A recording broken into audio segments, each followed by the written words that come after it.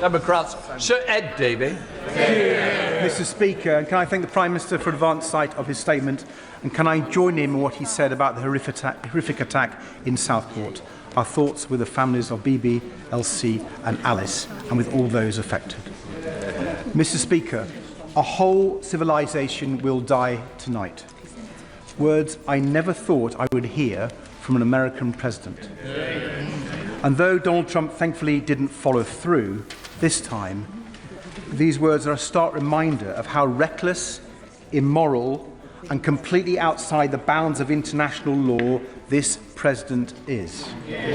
Regrettably, he is no friend of the United Kingdom. He is no leader of the free world. He is a dangerous and corrupt gangster, and that is how we must treat him. So will the Prime Minister advise the King to call off his state visits to Washington before it's too late? Because I really fear for what Trump might say or do while our King is forced to stand by his side. We cannot put His Majesty in that position. And when it comes to Trump's latest cunning plan to blockade the Strait of Hormuz, that will only escalate this crisis and jeopardise the precarious ceasefire. So it's right that the UK is not joining Trump. And I welcome the Prime Minister convening a summit to offer an alternative to Trump's.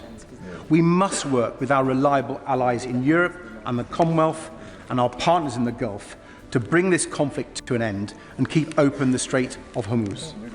That is critical for tackling the cost of living crisis that is getting worse and worse for people in the UK.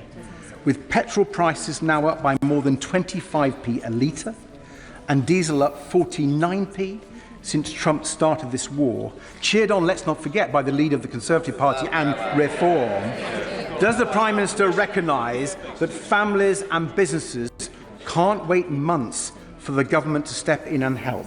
So will he use the windfalls the Treasury is getting from higher fuel prices to cut the cost of living and keep the economy moving, with action to slash bus fares and rail fares and cutting fuel duty by 10p today, bringing down the price at the pumps by 12p a litre? Can I thank him for his question?